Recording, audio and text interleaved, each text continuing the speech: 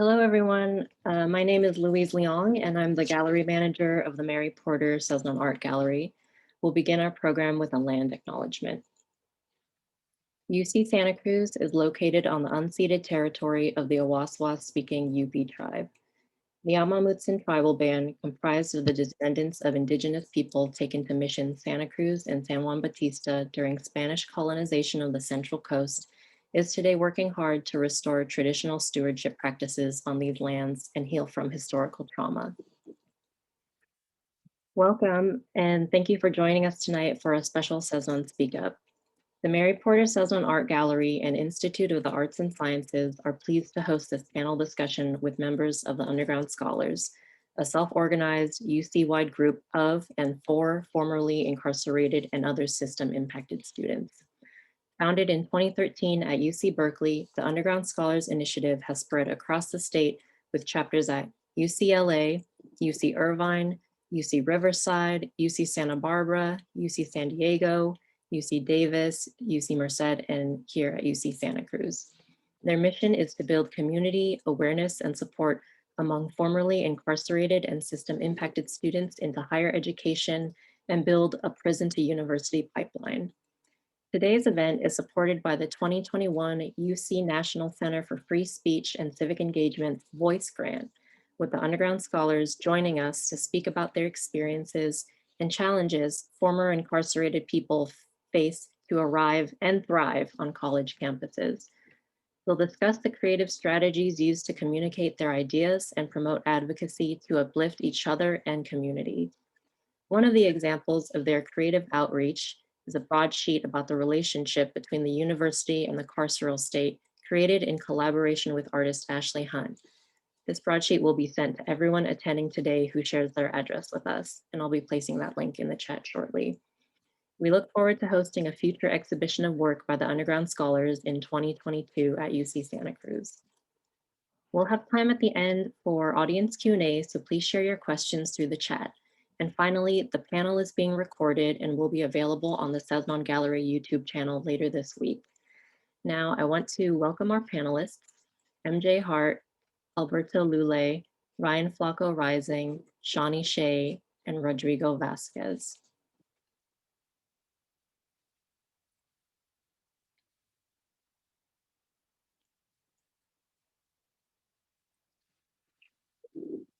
Would you each take a few minutes to introduce yourselves and how you got involved with the Underground Scholars? Who would you like to start? Go ahead, MJ. Okay, cool. Might as well. What's up, y'all? Thanks everyone for being here. My name is MJ Hart. My pronouns are they, them. I am with the Underground Scholars program at UC Santa Cruz. I am a student, scholar, and also alumni now, alumni slug, and the community outreach coordinator for the UCSC chapter. A little bit about myself other than what I'm doing in higher education.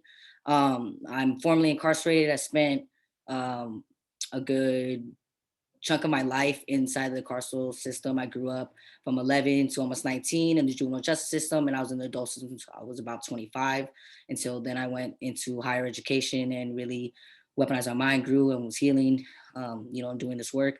And a little bit about the work I do now. I'm a youth organizer with Coleman Advocacy in San Francisco, the community outreach coordinator for the Santa Cruz chapter, and also an artist. I'm a grad student at Claremont Graduate University in the Positive Developmental Psychology program. And I sit on the San Mateo County Juvenile Justice Delinquency and Prevention Commission. And I feel like I'm just like listening to much. I'm just like, involved in all these things, just doing the work and getting, embracing my purpose and being in these spaces to utilize my lived experience in helping to, manifest transformational healing, transformational change. And I'm just glad to be in community with y'all. And thank you, everyone, Underground Scholars, everyone being in community with us. And I'm gonna pass it on. Thank you. Whoever wants to go next, Berto. Thank you, MJ, and thank you, Luis, for having us. Thank you, everyone, for showing up. So my name is Alberto Lulay. You can call me Berto. I am formerly incarcerated. I was incarcerated for about 14 years. I paroled in 2016. Decided that I needed to go back to school to save my life, I guess. I knew it was like the one thing that I was gonna do that was gonna not make me go back. So like one of the main things that I always do is like what the things that I was thinking of when I was about to parole was what can I do to not ever come back here? And the one thing that I knew that was gonna help me was going back to school. So I enrolled in a community college, little by little through networking and word of mouth. I heard about this group called the Underground Scholars Initiative, which was out of UC Berkeley. I ended up connecting with some of them at Homeboy Industries. I became an ambassador for them to my community college. And from there, I was accepted to UCLA. And I just graduated UCLA in December with a BA in art and a minor in visual and performing arts education. And I will be starting my graduate MFA at UC Irvine in the fall. So that's a little bit about me. Shani? Thank you both for sharing. Thank you everyone for being here. My name is Shani Shay. I am formerly incarcerated. I'm Black, so I was born into the carceral state by a definition of my own race. I am from Hawaii. I didn't experience the carceral state in its full intensity until I moved to the Bay Area when I was about 16. When I was about 18, I got my first felony. And from there, I spent the next 13 years in and out of jail and on felony probation. I too really felt what Berto said about education saved my life. It was one of the very first things I started doing that I knew was not going to take me back to jail. It was going to empower myself and allow me to have like a sense of respect and also just give me the capacity to support myself, right? And to resist in that way of just surviving. So now today I am at UC Berkeley. I am a African-American studies major focusing with a minor in education. I'm also the president of Flaco USI, which we'll get to talk more about later. I also focus a lot of my research on effective teaching methods for incarcerated youth, because I recognize that if we can acknowledge and honor that all youth, specifically incarcerated youth, deserve to graduate and they want to graduate. Nobody dreams of being in prison, dreams of being in jail. And so the reality is that most of us have very similar dreams and goals in life. We're just not all afforded the same resources. And so that is why I'm an underground scholar. That has also been my experience with underground scholars, right? The bridge between my own goals and dreams into actual college degrees and space in the world. And so with that, I will hand it off to my amazing, amazing colleague, Mr. Ryan Flacco Rising. Thank you so much. Truly humble and grateful to be here with everyone today. I'm Ryan Flacco Rising, formerly incarcerated, spent predominantly my whole life incarcerated from the age of 12 to the age of 32. It wasn't until, I was 27 years old and I was in New Folsom State Prison, and we got a note through our door. And on this note, it said that we were in agreement to end all hostilities and we were going on a hunger strike. And so we all decided we rather, starve ourselves and die so that the next generation of families don't have to suffer the atrocities of this system. And so we came together and we were tired of being warehoused, and we starved ourselves. So we starved ourselves in New Folsom State Prison for 33 days, and in Pelican Bay and in the segregated housing units, they starved themselves for 59 days. It wasn't until after this prisoner hunger strike here in California got a bunch of attention through the news, and they were trying to force feed incarcerated individuals, that they, came to give us programs. And one of those programs was college. And I got college courses through Lassen Community College after this. And, we were skeptical because we didn't know but now they're telling us we don't have to pay for these books. of course, we didn't get no professors or any of that, but I started to study. And the first two courses I took were pharmacology of drugs of abuse and college success. And pharmacology of drugs of abuse taught me about every drug that I ever used in my life. And I'm happy to say that after I took that course, I'll never use drugs ever again. And college success not only taught me how to be an amazing student in school, but it also taught me how to be an amazing student in life. And I fell in love with knowledge, and I became a sponge for knowledge. And I'm happy to say that those were the first two A+ that I ever got in my life. And from that day forward, I just continued to study, and I continued to, just show up. And it led me to the Underground Scholars.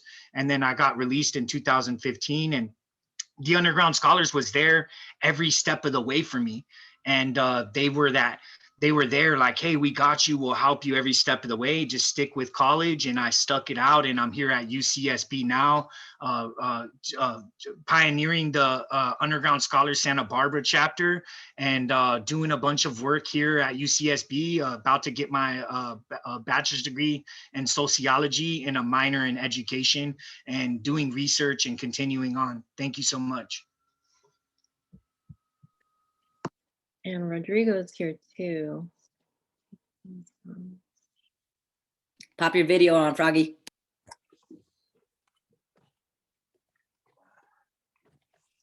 Hey, what's up, everybody? My bad, I was running around. I would say, so my introduction to Underground Scholars, when I transferred to Berkeley at 2014, and the conversation had just started 2013. And I'm also formerly incarcerated, but I came into Berkeley with over 10 years, or about 10 years of organizing and community organizing and policy experience under my belt. So I already had experience building relationships with elected officials, building a base, doing research for policy and stuff like that. And when I met up with Danny and all the homies and homegirls at Berkeley, and naturally we connected. And then, one of the things I started was a policy component. And we realized that UC Berkeley hadn't updated their policy in since 2008, and at that time was 2014. So our policy committee, we started having meetings with the HR, and we started challenging the way UC Berkeley practice their hiring practices. And within a year of convincing the HR of, in terms of like the language and the way language is being used to kind of attract people or to, deter people away, we're able to change policy at UC Berkeley. And that campaign grew statewide, and we're able to convince all the UCs to reflect and update their hiring practices. And I think it was a big victory symbolically when UC Berkeley, they added language to their hiring practices, saying that UC Berkeley does hire and has hired people with, previous convictions. And I think for us, it made it a big impact. Instead of asking, have you ever done anything that box, the Ban the Box movement, and we were in partnership with All or None. So shout out to All or None. A lot of times society, puts you in a box because you've been incarcerated. And, especially California politics. And for me, it was a way to combat the California's overwhelming racist in terms of the school to prison pipeline, the windows theory and the police tactics. So in the school to prison pipeline, that youth that will get kicked out of school and eventually end up in prison, that person was never mentioned again. It was as if that person disappeared into this black hole. And I feel like what the Underground Scholars did in terms of creating a prison to school pipeline or incarceration to education pipeline, it gave life to that person that went through that journey, and said this person's life is not over just because the person was incarcerated. That person still has potential and value and could come back to society and be in a prestigious place like a UC, UCLA, UC Berkeley, and also make an impact in community leadership. So we see underground scholars as when we talk about people that done time or are formerly incarcerated, we just want to challenge society's notion of the way they place value, and we feel like they have as much value as a college student with no background, you know. And sometimes the hunger is even more there because the obstacles a lot of our people, a lot of us been able to overcome. And yeah, I'll just leave that for now. Just happy to be part of this event. Yeah, thank you, everybody. Thank you, everyone, and so look forward to hearing from all of you. So as you've all discussed how you got involved with the Underground Scholars, maybe we could hear about what is it that the Underground Scholars do in general and in terms of outreach. So I'll turn it over to MJ. Right on. Thank you. Thanks, everyone, sharing your narrative stories and sharing it with everyone. You know, your amazing work and everything that y'all doing. So blessed to have y'all here. So I'm going to share this presentation that was made by the awesome director of the Berkeley Underground Scholars, that I would say is like our parent of all of us, you know, where it started. So I'm going to screen share right now and get that going. Because as y'all know, like Santa Cruz, and thank you for inviting us to space, Santa Cruz is one of the most recent chapters. We are literally like our third quarter of inception, but of course, before actually establishment, it's been long in the making with the scholars on campus, and shout out to them who are also in attendance for all their hard work, or our team over here. All right.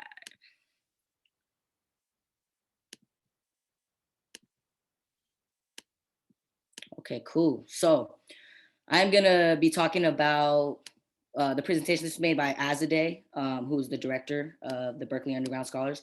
But a lot of this information is relevant to all of our chapters. But this is like our home base, basically. So Underground Scholars, building the prison to university pipeline. Oh, all right. So a little about the Underground Scholars. As it was shared earlier, our inception was at Berkeley in 2013. And the Underground Scholars Initiative is a student organization. That's where it really was the inception of the Underground Scholars first and foremost. And then the Berkeley Underground Scholars, which became the Underground Scholars Program, was established in 2017. As you know, at Santa Cruz, we have the Underground Scholars Program, which would be like the equivalent. And we also have the USI Student Org. And our goal is to increase access to higher education for incarcerated and formerly incarcerated students and their families. And you see, as you can see the pictures too, you see a bunch of Underground Scholars that are with us today. So our mission in the Underground Scholars Initiative that we really focus on is first and foremost recruitment, which we offer academic advising, application support to currently and formerly incarcerated students who want to apply to the UC system.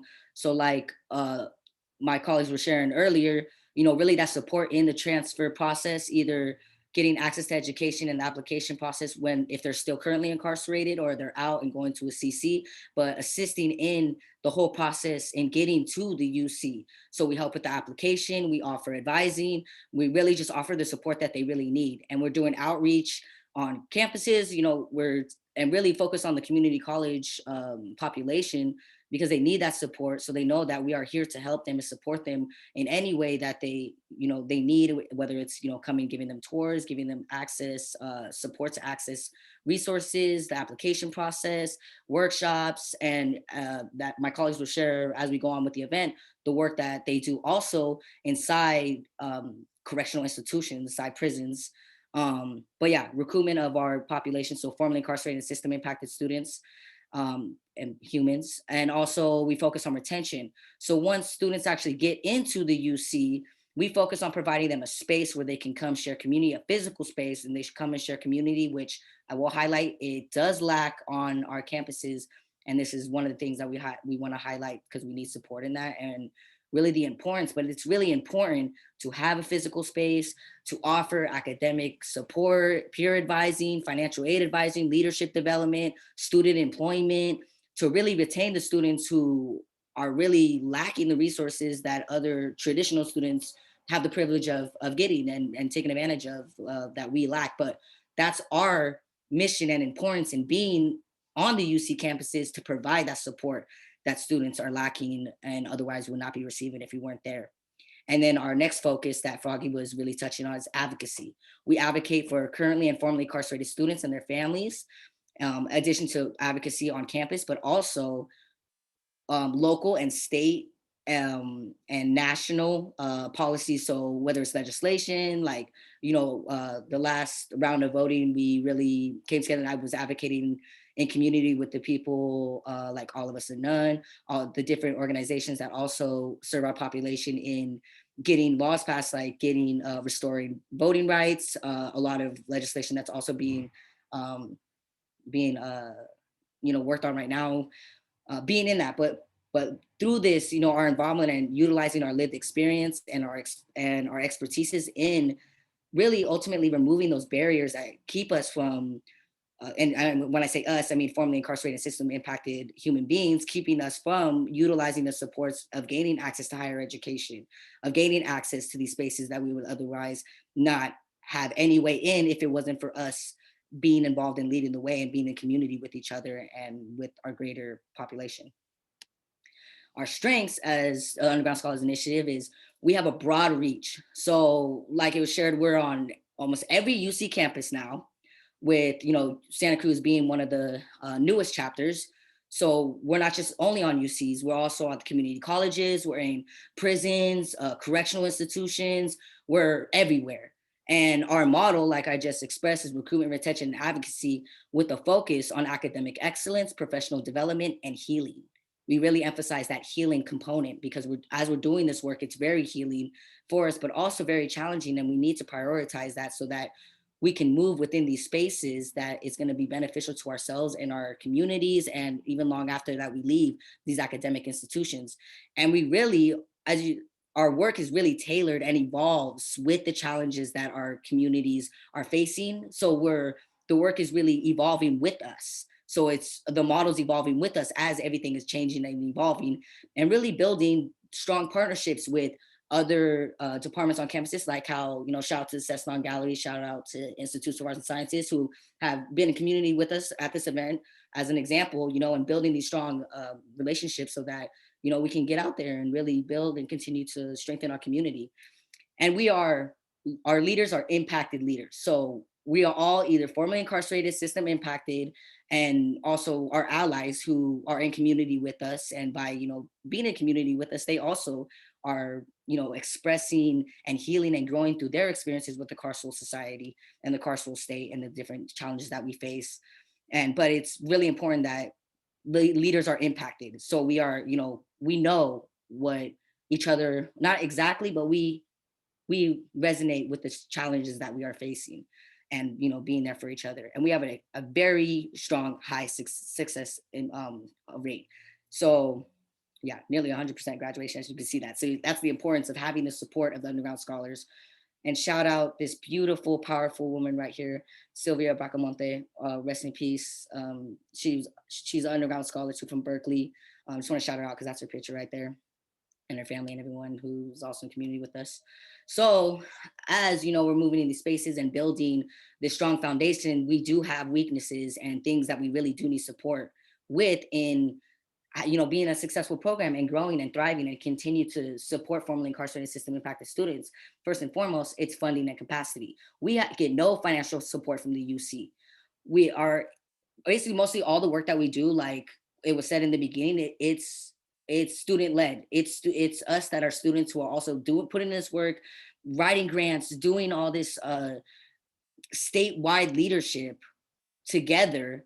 But we're the ones who are, having that burden, and really we need financial support from the UC, from the state, and we are just lacking that. And that's what's really going to be beneficial to us continuing to grow and really establish our programs on each campus and really thrive.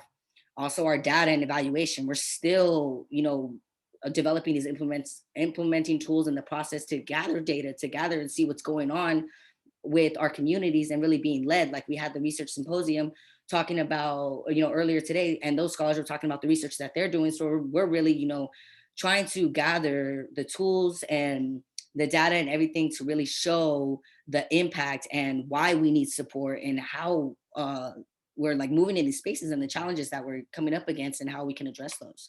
And then legal and logistical challenges. Many students are still navigating legal issues because we are formerly incarcerated, system impacted. Some students are on parole. Some students just got out. Some students are still trying to navigate the carceral system while trying to get a higher education and not having adequate legal support, mental health support, and housing amongst, that is one of the biggest problems for students. So these are just some. There's still a lot of challenges that we'll also, we'll get into as we're talking, as we go on with the event. And then the opportunities of it. So the expansion, as you see now we're on every single UC campus, and we have a statewide leadership team. So we're really, coming together to see how all the different challenges and needs on our campuses, we can come together and really develop a infrastructure that's going to support us in, getting resources, getting the mentorship, and, and utilizing the opportunities that we have to help each other and really also focus on our main goals, our main mission, which is recruitment, retention, and advocacy. So through developing a statewide, we're able to recruit more students, and through really emphasizing retention on the campuses and sharing with each other the struggles and even the successes, we're able to, retain more students with having, this is really referencing like all our chapters in unison and like the statewide leadership. And then advocacy. So this, talking about BUS, which is the Berkeley Underground Scholars as the program. There, as I said, like there are like parents. So there's a lot of, everything that we're doing is really in community with each other and really seeing how the advocacy is really spearheaded by our I'm gonna say like, is a parent, I guess the parent thing is a good way to say it, but really we're all having a contribution to all this. So our statewide leadership is really leading the way in all these different spaces and in really forwarding the mission and getting support to formerly incarcerated system impacted students.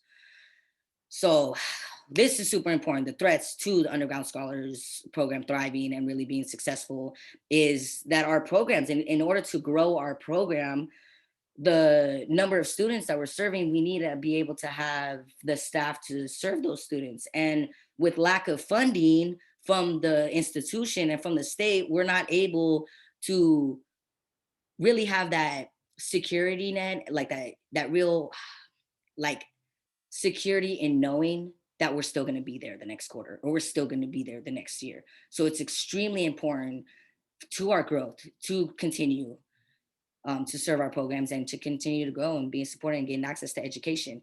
And lack of support from the UC. Everyone on board everyone who's associated with the UC needs to be on board with supporting us, from UCOP to the faculty, students, staff, everyone. And that's why shout out to Sesnon again for, allowing the space to, bring to y'all our program and how y'all can get involved. And then lack of capacity. So there are so many formerly incarcerated scholars that can access the UC, but it's very lacking in getting them through the door. A lot of scholars are coming home, but there's not a lot of access in helping them to reach to the level of getting into the UC. And that's why it's so important that we are here to help with the whole process. And then a lack of impacted leaders. Many students already are having trouble identifying themselves as being formerly incarcerated because of the stigma. So in combating the stigma by the way in which we move in the spaces and the work that we do is really trying to promote impacted leaders to step up and join our community so that they know they're not alone and that we are reaching back and helping each other and we continue to grow. And yeah, so that's really what's threatening to our, improvement and sustainability. And we'll continue to go on and talk about more as we continue with the event. And if anybody wants to plug in to the Berkeley Underground Scholars, this is as it is information. She's the director of the Berkeley Underground Scholars. We will also drop our information at the end, Santa Cruz and Santa Barbara and other chapters. And yes, carry on. Thank you. Could I just jump in to clarify Yes. that Azadeh Zarobi is the director of the Underground Scholars completely. It's the only director that we have for all of the UC campuses. So that's why if you do want to plug in, it's a safe place because she is our one and only director for the entire organization. Thank you, Shani. Tap in with Shani too. Shani from Berkeley as well. Thank you, MJ, for that presentation. Maybe, so you really outlined everything that's facing, all the challenges that are facing the underground scholars, but maybe if we could talk about like kind of the twofold challenges that y'all face before you get onto the campus and after you get there, because there are some really specific challenges before you can even get through the door, in addition to the support you need to remain on campus and, you know, focused on your studies. So maybe y'all could talk about that. And maybe I'll ask Flacco to start us off. Yeah, thank you so much. So, you know, we get our units, we get our 60 units, and then we apply. And, you know, we do have the underground scholars who helps us with our applications, but you know, we're not seeing the formerly incarcerated students admitted. Like, you know, for instance, I'll just use UCSB, for example. There's only 5 formerly incarcerated students that are here at UCSB's campus. 5 undergrad students out of 33,000 students. And that, I mean, that just shows you, you know, but this year we had like 2 or 3 formerly incarcerated individuals get denied to UCSB. So it's like we have these programs that are being made, we have these programs that are being developed, but you know, we don't have the students. So it's like, you know, like, and then once we get here, we don't even have the program staffing, we don't have the programs and the retention resources in place. Like, for example, I came into UCSB, there was no program for formerly incarcerated students here. One reason why I chose this school is because of that. I was like, you know what? They opened up the gates to me. I'm going to go get it going on, and I'm going to build that university out for the next formerly incarcerated person to come along. And so I chose this school, but it was risky because I didn't know nothing about this campus. So when I arrived here, there's like 5 or 6 different portals that you have to monitor. You have to monitor your BART portal, you have to monitor your financial aid portal, you have to monitor, and then you have like 25 things that you have to complete even after you accept coming here. So you have like 25 things. So I'm scrambling to get shot records and all this stuff, right? So this is all added things that without a program, it deters a formerly incarcerated individual to even come here. And then upon coming here, I felt like I had a good package for financial aid, but I didn't look in my BARC account. I owed them $5,000. So I was like, you know, like, what the heck? Like, I owe you guys this money. What's going on? And then it went down to like $1,200, but they were still threatening to kick me out.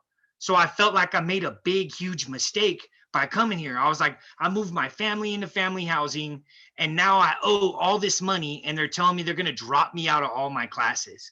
And who do I turn to? Financial aid. Financial aid doesn't have any answers for me. Take out a loan. That's the first thing. You're going to have to take out a student loan. But I didn't even know that I had some basic financial aid package that didn't even, I took out the loan and the money didn't even go down but $150. So I was like, man, I still owe $1,000. Like, how am I going to get through this?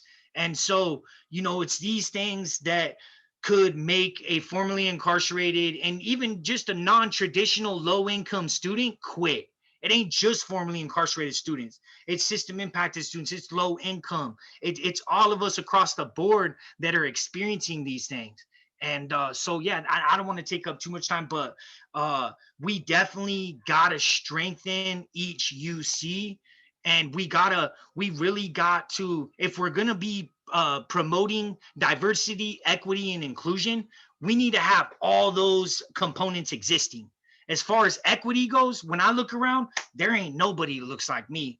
There ain't no professors that are formerly incarcerated that tatted up, that understand what I experienced. There ain't no vice chancellors. There ain't no deans. You know, the list goes on and on, but those are just a few. And I'd like to pass the torch to the next person, Shani. Yeah, Shani. Thank you very much, Flacco. And I mean, okay, just in general of like what before I got to the university, I would say the fact that for UC Berkeley that it's less than 4% Black, right? The fact that if you look at any of the UCs across the state, you're going to find probably less than 10% at every campus, probably less than 5%, right? To be completely honest. And we're not even accounting for the fact that of that 4 or 5%, it is our athletes also, right? Which is going to be traditionally a higher demographic of people of color. And that's immediately a deterrent, right? So immediately just knowing that I'm already going to be facing the same racism that I faced my entire life, already knowing that there's a really, really diminished chance of me getting there, already knowing that when I do get there, I'm going to be immediately tokenized, right? Already knowing that my carceral my experience or my acknowledgement of my experience with the carceral system is going to actually create another barrier between me and the other Black students, because one of the things that Black students face is not wanting to be further stigmatized. So what that does is pushes them away from the fact that because of what we know about the nature of policing, the nature of incarceration, it's simply an extension of slavery, right? And so a lot of us are not wanting to acknowledge that. We've already had to deal with like life on its own terms. And so that's one aspect, right? That was a deterrent. Another is the fact that I'm a parent. Another is the fact that I'm a woman. And so, and even for grad school, I have to look at like, I really am someone who's a prime person to go get my PhD even at this point, right? But what will happen if I entered a program like that, it will take me out of the working cycle. And so what would happen is my daughters would then have to be taken out of a private school. And so then I essentially do is put my own children on the very same trajectory that I'm fighting against by putting them in a school that may very well be an extension of the carceral state. So when I think about like, what are the barriers are intersecting, the barriers are overlapping, and the barriers, to be completely honest, are so oppressive that, like Flacco said, we see it in every single way. We see, for me as a previously incarcerated Black female student, I will say that there's maybe 1 or 2 other people who share my same experience on the campus, right? And so what that means, I have a 3.9, so GPA. So I want just to consider how much it takes for me in every single interaction on the campus, simply to feel okay, to feel whole, to feel valued, which is something that Black women don't get to feel. And so the challenges before getting in are the fact that and this is no disrespect to the university, but that the university in and of itself is a extension of the carceral system. But so many institutions in this country are, and it's not like a bash on the university, but it is an acknowledgement that we're all very dependent on a very kind of sick, disgusting system of slavery. And so many of us, right, who are victims of slavery are not looking to reintegrate with those institutions because we see slavery over and over again replaying itself there. And so I hope that wasn't too far off. But to be really clear about that is one of the biggest barriers. And it is, I spend a lot of my time working with youth, and it's not so much that they don't want to go to college, it's that they actually don't believe that they belong there because of the color of their skin and their experience in life. Thank you, Shani. And I just want to like briefly elaborate on that too. Like straight up, the university is very a reflection and a part, it's 2 sides of the same coin. I see it like that, of the carceral state, the carceral system, because when you think about it, the university really generates our society, what jobs people strive for, how people move within the spaces. And I think one of the barriers is being exploited in these spaces, and how they exploit us for our experiences and how they can utilize our struggles and our traumas to benefit themselves. And I think that's a barrier in itself. we should be moving in these spaces, not only taking back our lived experiences and our personal narratives, but being listened to and valued and not exploited and not, just going to these institutions to be harmed and not being supported.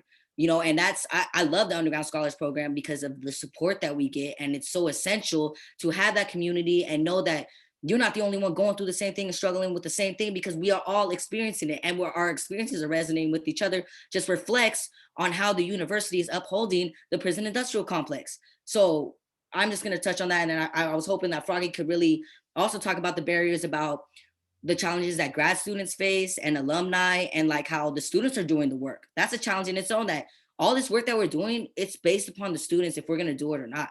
And then once we graduate from these institutions, it's like that support in utilizing our personal narratives and our experiences is kind of gone now. They don't want to hire alumni in these spaces that are really making changes, and really, these systems that are in play that are saying like, oh, we're the ones that are really making changes, and we're going to say on where abolition is going, or where this is going, or that are going, but we're not being centered and focused in what that solution is and what those changes are being made, when we literally lived it. We literally have that expertise. We literally have that experience. And personally, the university it can create harm in people's lives, and it can create, how Shani was saying, pushing students out. Like, it's like when you go in these spaces, and if you're not being able to really thrive as a person who is formerly incarcerated, as a human being, getting access to this education in a way that's not only forwarding yourself and your family and your future, but healing, if that's not being done and addressed, it's only creating harm. And the university is only creating a greater challenge for us. And that's why I'm so thankful being in this space and y'all seeing like, our humanity. And like, if Froggy, if you're comfortable with talking about that, and talking about those certain challenges, for sure, or Flaco, Berto, whoever wants to, or we can go to the next one, whatever y'all want to do. Which one's MJ, real quick? Saying, because you're a grad student, talking about the challenges faced as a grad student, doing the work, lowering your like doing this work when you're in the space and not getting that support once you graduated, or, going to the next level, or getting hired in these spaces to do the work, or, being valued, pretty much, like the challenges of being a grad student on this level. I think it's similar to being undergrad in terms of like, a lot of this work we're talking about is mostly student-led, and we're expected to still, as we're developing an organization that's bigger than a student org for us, it's more like a movement. We're also expected to turn in our papers and do this research and, do these assignments, go to class. And, I feel like it's the same thing as a grad student. Now that you made it to that level, but I feel like as a grad student, the expectations of you being formerly incarcerated drastically decrease, because professors are not used to having formerly incarcerated students as grad students. And I feel like historically, the university never prepared itself for people like us to be in that space. I feel like when you prepare a space for somebody, you have certain accommodations for them. And us, we created our own accommodations, and we're doing this as we're students. And it's hard for us. Personally, in Berkeley, my GPA took a hit because I was helping start underground scholars, meeting with elected officials, meeting with vice chancellors, trying to meet with the chancellor, trying to convince people that we exist, that we are important, that we deserve our own space, that we have a voice, that, and I feel like as we climb this academic ladder, we're still on this factory line, but it's a nicer factory, it's an academic factory line, and it has nicer books. And I think one of the challenges is to stop kind of like doing traditional research and challenging the way academia does research in terms of labeling people as subjects. And I think we're underground scholars, that's one thing we fight for. Like, we're tired of being like mentioned and featured in books. Like we want to be the authors of our own books and feature these other professors and maybe a chapter or two or maybe a paragraph, you know. But at the same time, it is really acknowledging who's the expert, you know, like our lived experience. You know, I feel like words could only explain so much in terms of our lived experience, especially while incarcerated.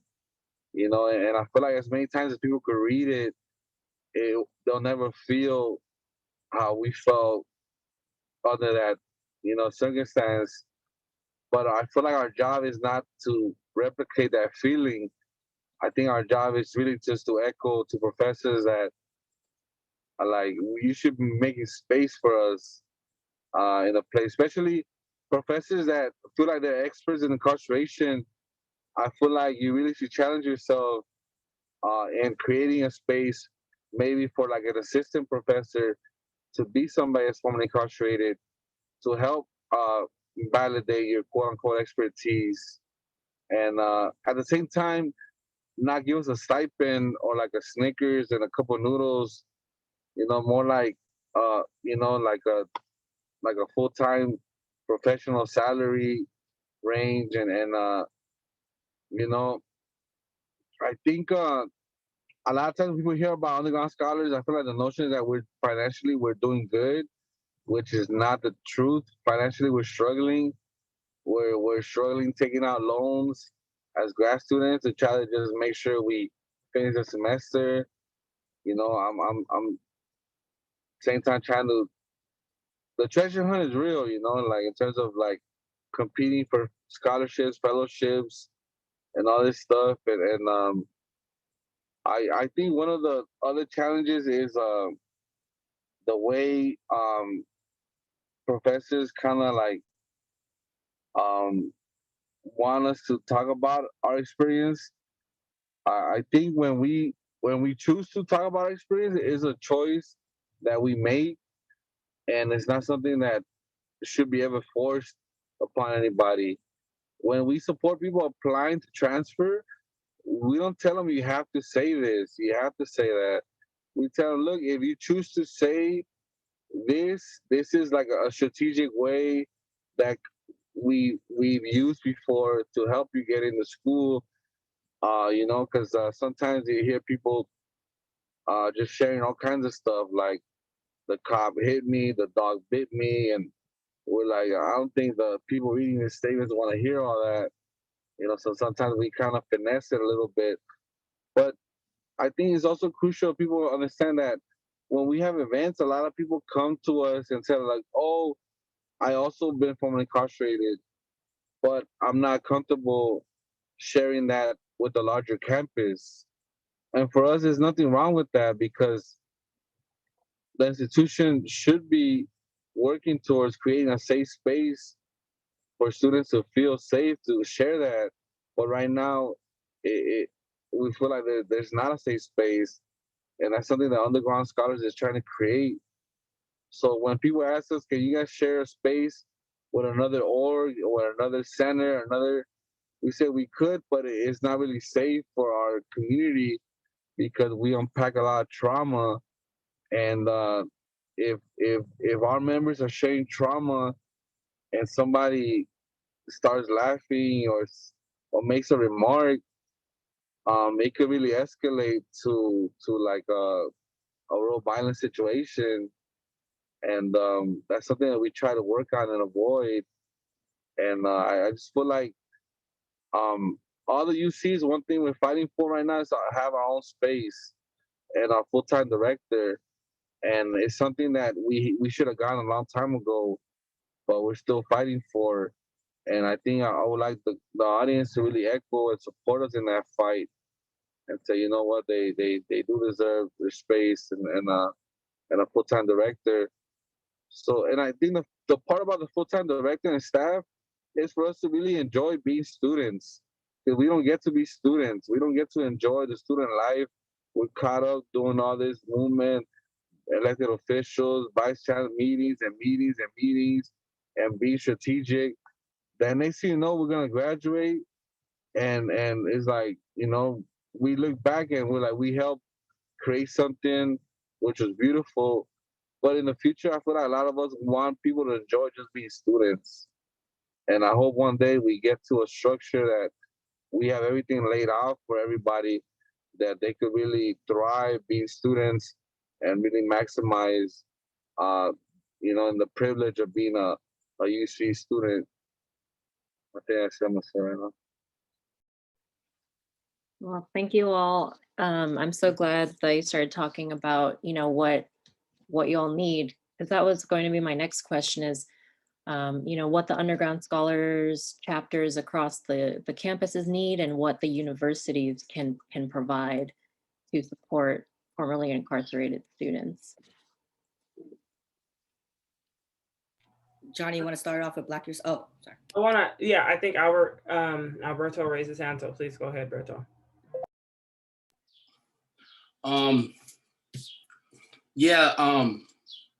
So I mean, obviously, like the main thing that our organization needs is resources, right, and space.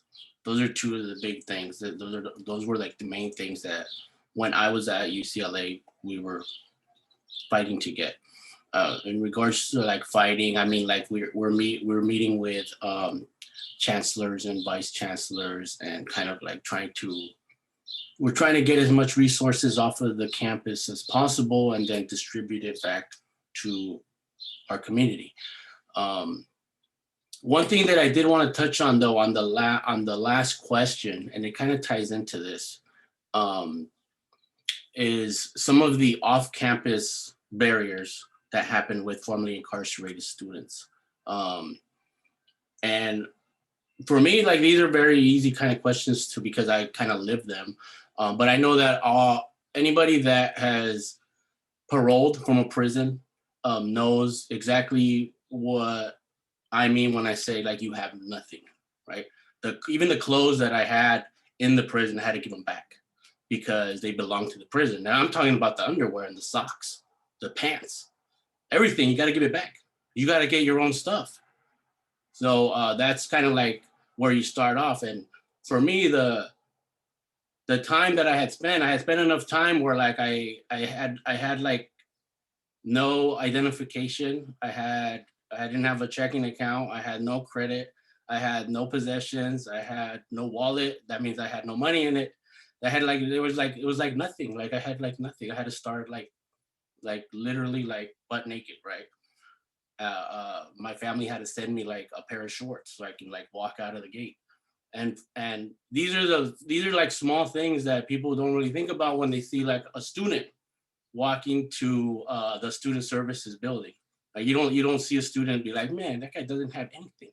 But a lot of us do. They literally don't have nothing. And so when it comes to talking about resources, that's one of the main things that's really like on my mind. On my mind, it was like, how much can I get out of this place? Because I have absolutely nothing. I'm 40 years old. I barely got an ID. I'm like proud of that, you know? And it's like that's when you start connecting with other people that are kind of like you and like, man, I really kind of like need these resources. And then the kind of talking about need, right? The need for it is like, if I don't get it, I'll be homeless. If I don't get it, I'm not going to be able to wash the clothes that I have on so I can wear them for the next week. And I'm kind of, I'm a little bit exaggerating, because I did have some help with family, but some people don't even have family. So I had very, very, very little resources. And then I chose to have like a kid. I chose to get married. I did all of these things that I guess you would say normal people do, but that required more resources. And so like, I don't know, I'm like heavily like below poverty level. I'm at, I have a job on campus. And I get little gigs here and there, but like, I don't have much. And those are just like the financial things. Then you're talking about the other things. Now, the other things are actually more important, I think, because like maybe for the first 6 months that I got out, I was getting pulled over by the cops, like at least like 3 or 4 times a month. And I was driving this huge Cadillac. So like, and then the way I look too, like, you know, I know how I look. And unfortunately, I look a certain way. And the police also know that I look a certain way. And this was in my hometown in Santa Barbara, where Flacco is going to school at, you know, and he knows about the cops there. They get very curious and very interested in people that look a certain way. So I was getting pulled over like at least 4 times a month. And, you know, you do the whole routine, because once they find out you're on parole, they don't ask you any more questions. They start giving you orders. They don't tell you can you please step out of the car? They tell you, like, get out of the car. I'm going to search it. If you're on parole, you have to do what I say. They put me in their car. You go through a whole little dance, right? Which is very, I would say is very traumatizing, to the point where you get used to it. You know, I already knew how to like put my hands behind my back. And all of these things kind of like are things that I've kind of turned into my artwork, right? But those are all like the little barriers, the little things that start like kind of like chipping away at your mind, right? And you know, you're trying to go to school. I'm trying to go to school, and this guy's over here searching my car for guns. So it's like, those are like for me, I would say it was a small thing, but for someone that has never experienced these things, it would be a traumatizing experience. And those are all just like the things I've had parole agents show up to the campus looking for me, because I didn't answer their call because I was working. But you know, they really needed to talk to me. So they show up on campus looking for me, and then they meet with like my supervisor from work. Well, at that time I was working at an art gallery at the Santa Barbara City College campus. And they don't know what to do. Like my supervisor doesn't know what to do. And this kind of reminded me of what something that Froggy was saying earlier about the protocols within the university. Like the university is carceral, but when it meets the problems that I have outside, they don't know what to do. And they don't know what to do because they haven't had a lot of experience with our community. And that's where kind of like the main issues like that I see like with our community is that they don't know how to handle us. And those are things that I feel that we ourselves could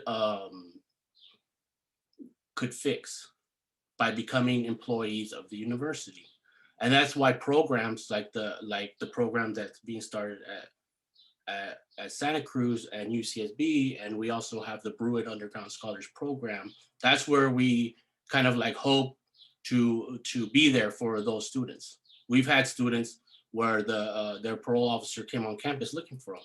Then now they're talking to them. Now they got like a bunch of other students looking at them. Now they're like being seen a certain way. And those are all like little things that kind of like affect your life as a student.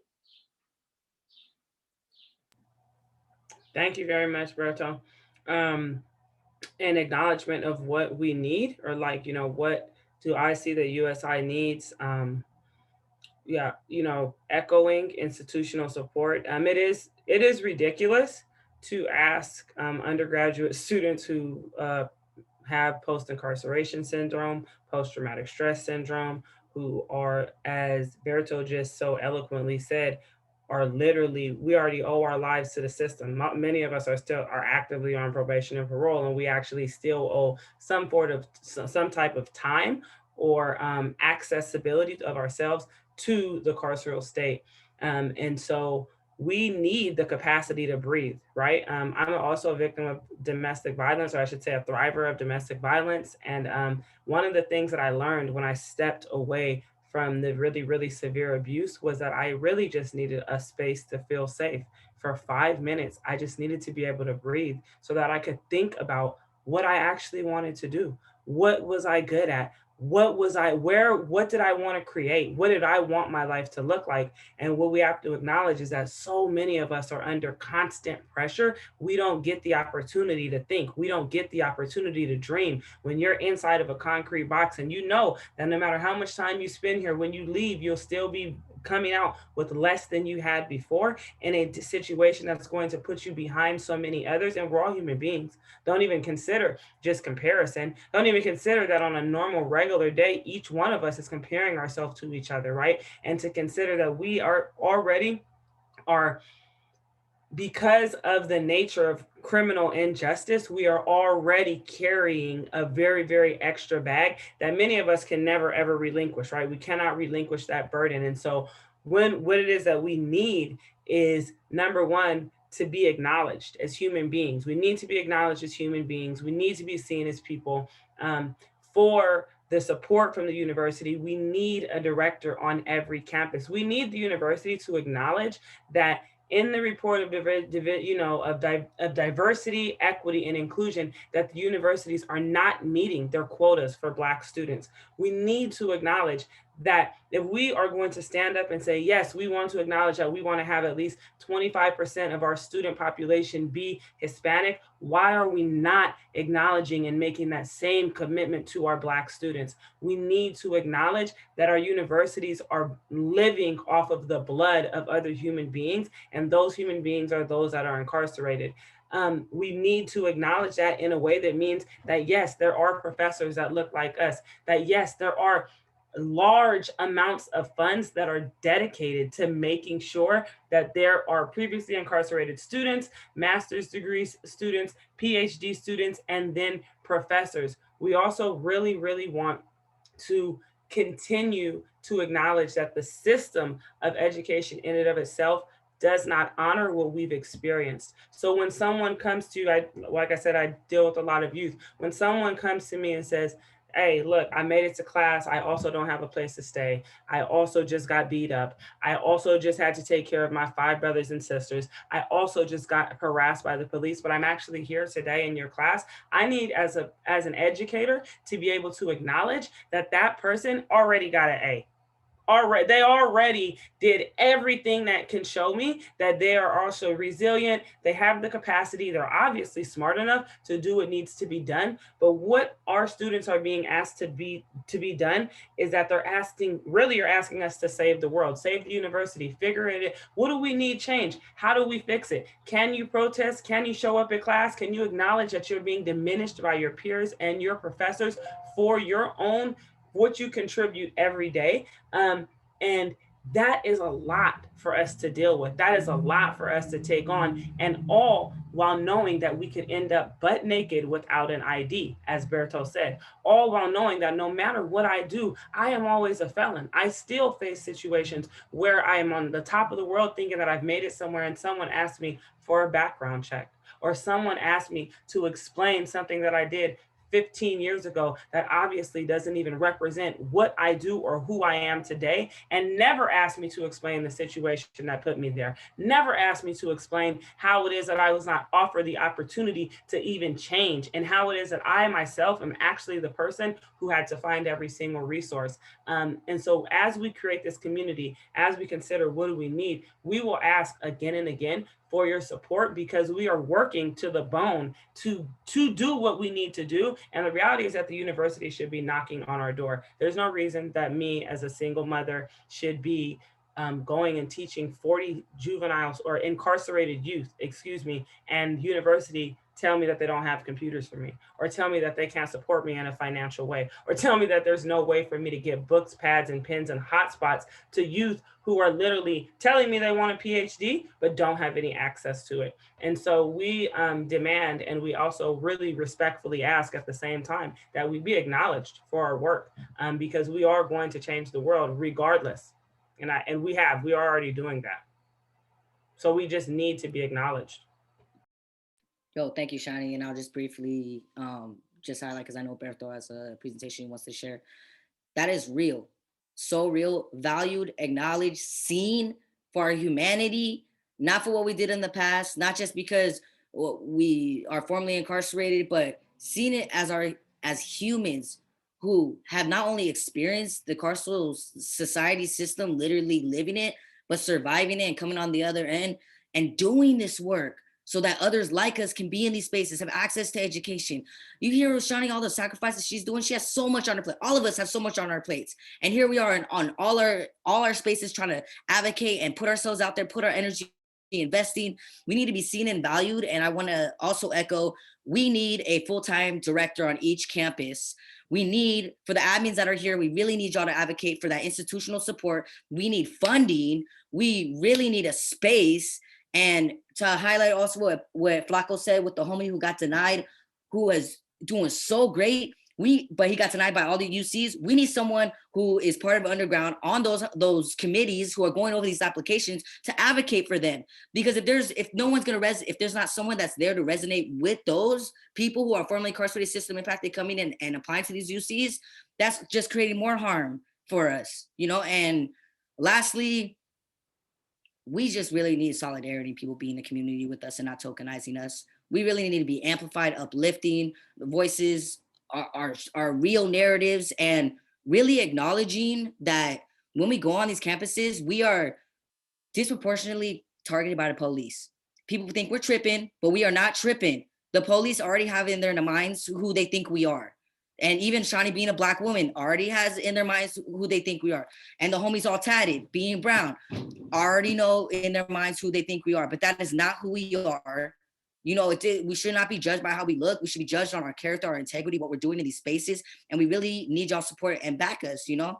So please just, you know, advocate, be in community with us. And, you know, thank you everyone being here today, you know, and those admins out there, we really need y'all support and like really be in these spaces advocating for us, because also moving in these spaces, it's so important that we have people in partnership with us in different departments and who's going to advocate for students who they know is an underground scholar that's facing some problems or issues or different things that could be like, look, I'm an ally.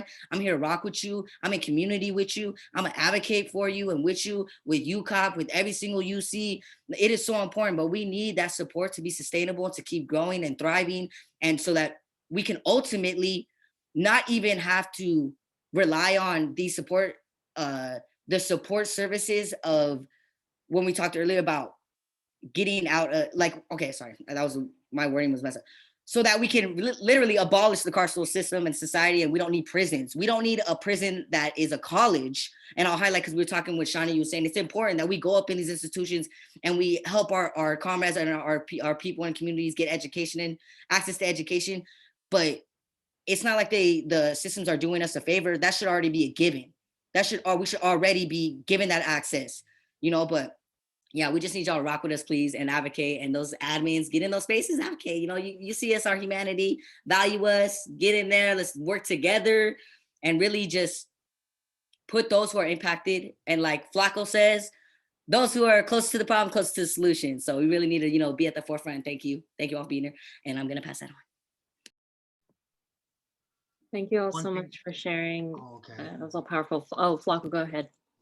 Now, I just wanted to emphasize, you know, for the alumni as well, you know, that after college, you know, one of our alum, real dear friend of mine, you know, he graduated, he applied for grad school, got denied to all the grad schools that he applied to, went out, had some job opportunities that he thought were promising, got denied because of his background, and he's working at the 99-cent store. Like, you know what I'm saying? Like, because he has that background, you know, couldn't get into grad school. So it's like, we definitely got to come together. Like, cool, yeah, we can get a bachelor's degree and we can get this education. But, you know, when we get out into our communities with this education in hand, you know, we're still denied access. You know, we can't turn off this conviction history.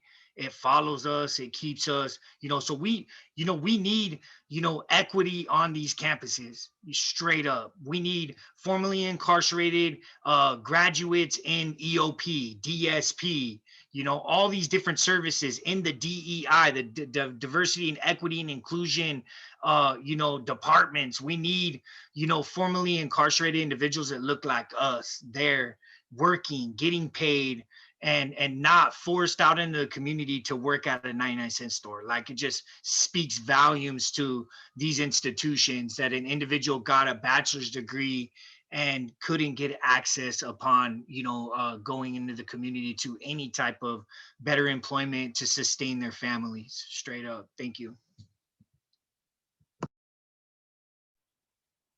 Thank you, everyone. I'm going to turn it over to Alberto to share our presentation. We had asked everyone, what some of the creative strategies that the underground scholars use to communicate their experiences and ideas, because we've encountered their wonderful artwork. And so I wanted to give the opportunity for Alberto and the scholars to show their work and speak a bit about it.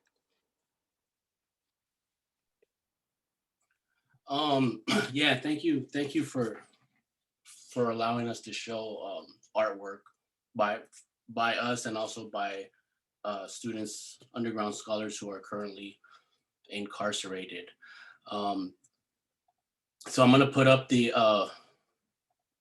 website, but I also have a small presentation that's gonna lead up to the artwork that MJ did at the Santa Cruz campus. So this is like an opportunity for anybody. If anybody showed up here looking for art because art gallery, then this is the part. But yeah, I'm a MFA. I'm gonna be an MFA student soon. I majored in art. Everything that I do is kind of like revolves around it. I'm an art handler. I get side gigs like at galleries and stuff like that now, fortunately. And so for all you art nerds, here's like a little bit of history, because it's all gonna lead up to what I feel MJ's artwork at the Santa Cruz campus has done, which I feel is what I would call a revolutionary act. And to start off, let's see.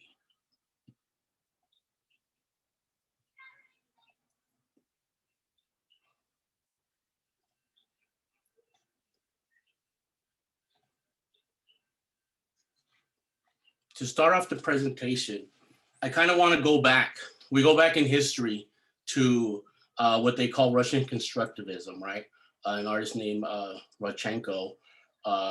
And back before and this was during the Bolshevik Revolution, where there was these artworks coming out that are actually like pretty inspirational. A lot of artists actually kind of echo these artworks, where before what happened with the Russian Revolution is that a lot of artists started making these political kind of statements in their artwork. And these were times where, like, to be an artist and to be doing this kind of stuff, you would one day just disappear. Like one day they wouldn't see you no more. To me, that's like revolutionary shit, right?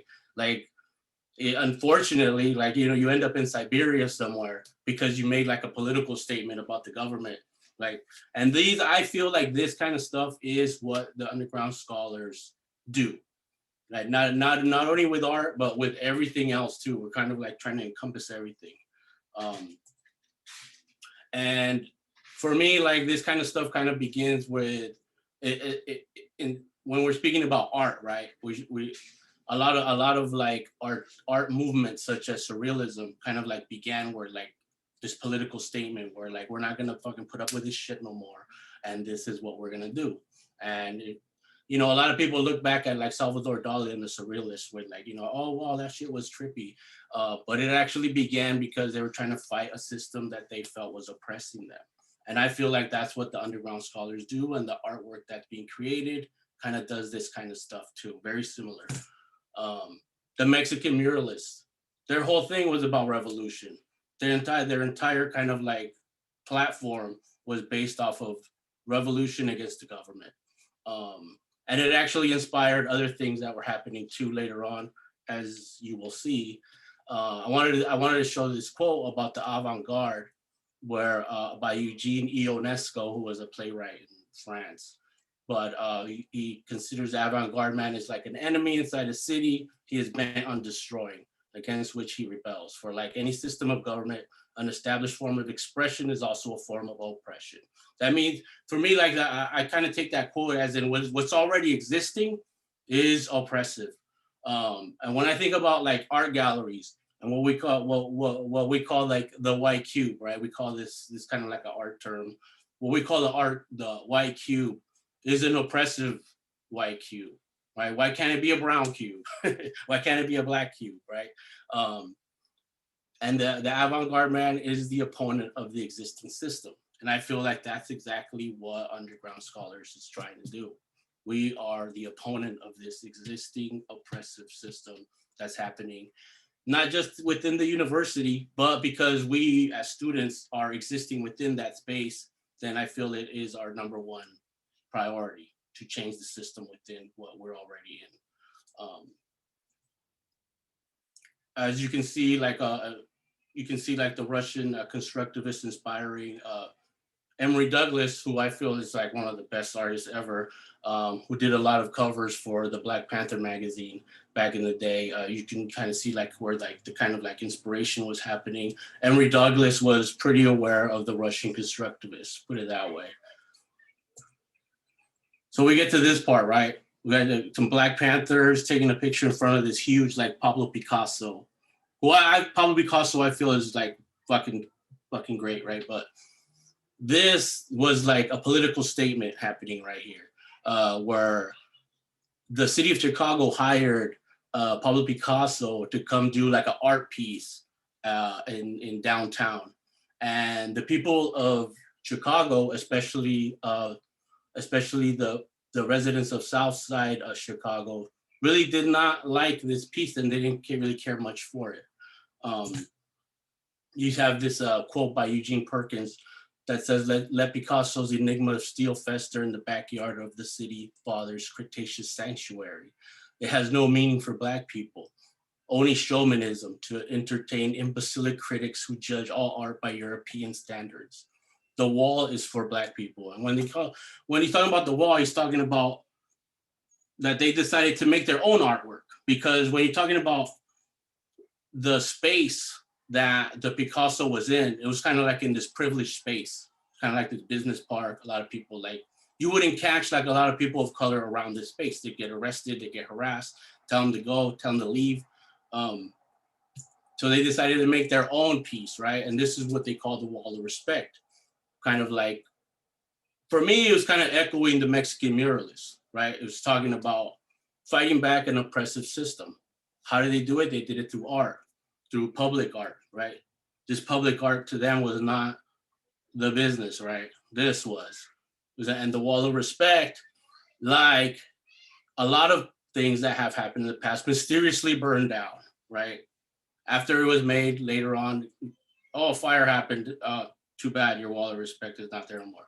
And that's the kind of shit that I'm talking about, where like, when you make a revolutionary act, you'll disappear, just kind of like with the constructivists. The system's not gonna like it, right? And this is kind of leading me to this, which I feel is also a revolutionary act. MJ, can you kind of like speak on what happened after you created this? Yeah, I can. Just installed this mural last weekend at UCSC, and it's actually hilarious and ironic because as I was installing the mural, someone called the police on me, saying that I was vandalizing a school property. I get a phone call on my personal cell phone from the UCPD at almost midnight that night, talking about that they wanted to ask me some questions about the mural that I installed.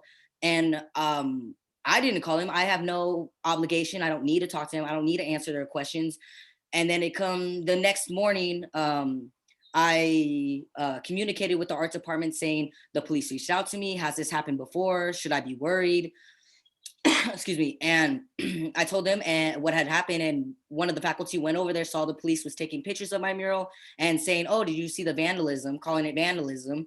And then the faculty was like, actually, this is approved project by the art department. That's why you see there's like Post-its on the side now that say it's an approved project. And if you got some questions, you can call that faculty, not me, not over here trying to, so they, if no one even said anything, they probably would have submitted charges to the DA that I vandalized school property.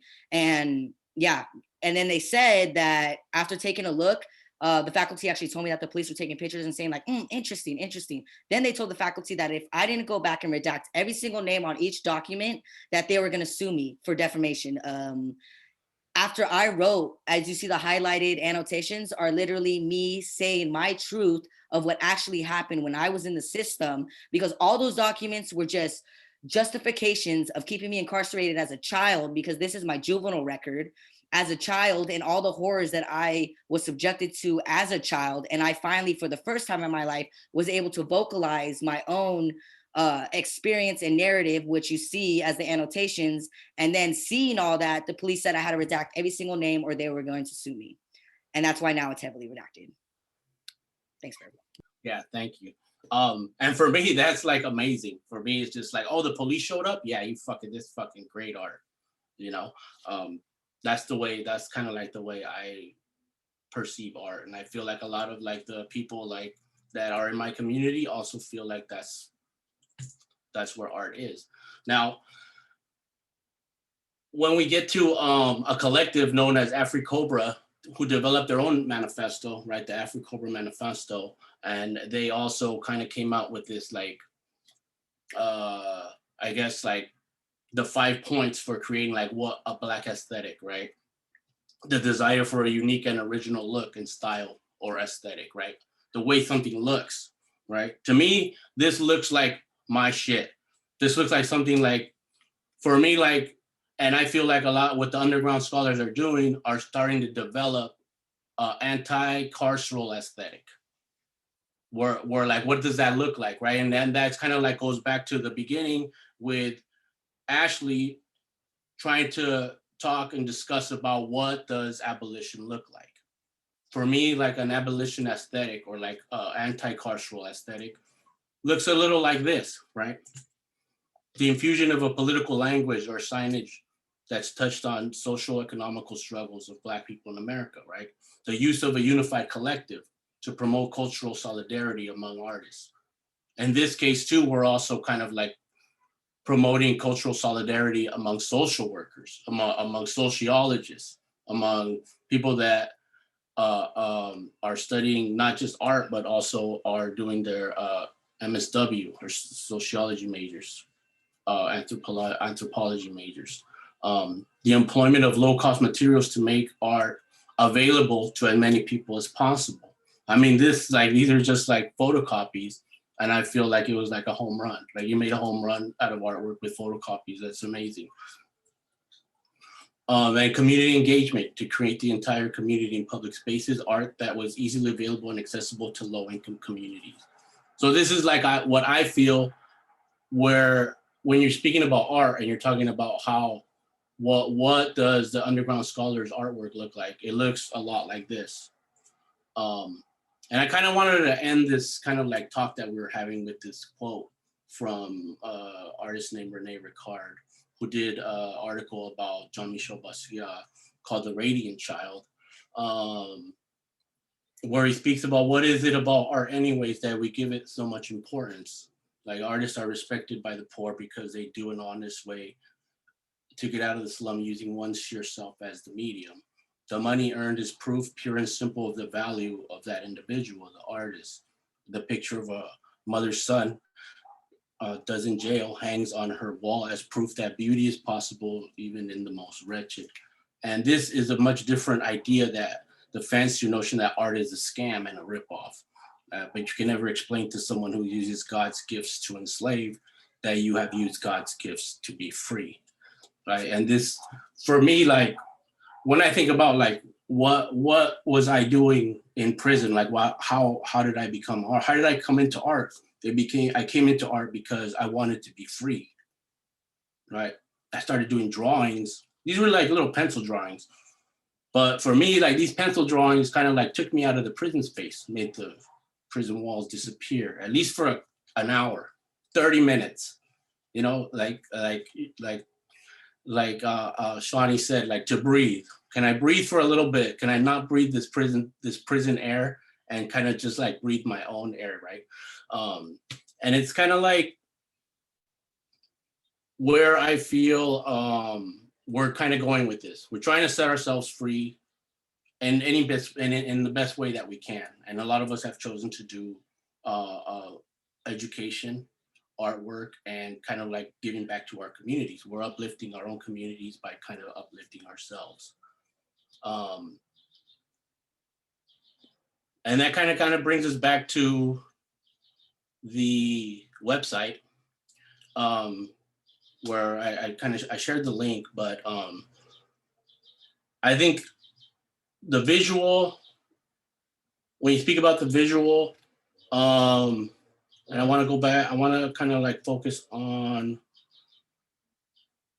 the artwork that's made by some of the incarcerated individuals that are part of the Underground Scholars, like the little booties, the little cute little booties created by like these big, like buff, dangerous kind of looking guys. Is kind of, you know, it's a little bit, it kind of touches on like the humanity of it, right? These they're obviously done for children. Stuff like this, like the jewelry box, which are kind of like these kind of like things that are created by what is considered contraband within the prison space. A lot of times when, for example, doing art in prison is actually very, it's a privilege. You gotta have what's called a hobby card. In order to get a hobby card, you gotta be classified in a certain level of privilege. For example, people that are in prison that are designated what's called A2B cannot have a hobby card. They cannot have a job. They have to stay in their cell longer than other people. People that are designated A1A, they can have a hobby card. They can have a job. They stay on the yard longer. And it's all kind of like based on the time that you're doing, the crime that you've done, that you've been convicted of. You know, a bunch of like little factors happening. But people seem to somehow do their art anyways. For example, let's take this, for example. This is something that I now consider art, right? When I was in prison, this was a lighter. This had a function. It wasn't just like a cool looking thing, even though like when I first saw one, I was like, whoa, this is fucking art, dude. And then the guy's like, just light it, you know, because you were smoking a cigarette and like we needed a light. And so like, it's kind of like a device that's created in order to spark a light. But when you think about it out here in society and you know, in I guess what you call normal society, it kind of becomes obsolete. It's not, you know, you can go down to 7-Eleven and get a lighter. Like, so for me, this now becomes a sculpture. The function has been kind of taken away, and it's kind of like why I kind of designated the title of ready-made, because it's a thing that exists like for use and functionality, but out here it doesn't really have a function anymore. I've kind of like designated it as a sculpture, and it's an art piece. And those are all like little things that kind of like talk about the ingenuity and the creativity that people have to kind of like force themselves to do. These little things are made out of like when you get lunch, when you get a meal in prison, they give you like a little bag of chips on the side with your bologna sandwich.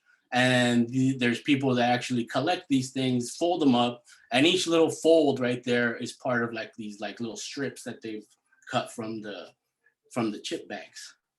So when you're talking about like an aesthetic or a look, like for me, like this is kind of what I think about when I say like what does an anti-carceral aesthetic look like? You know, it looks kind of like this. Shani, do you have a question? Well, your whole presentation was amazing. Just want to like really say that.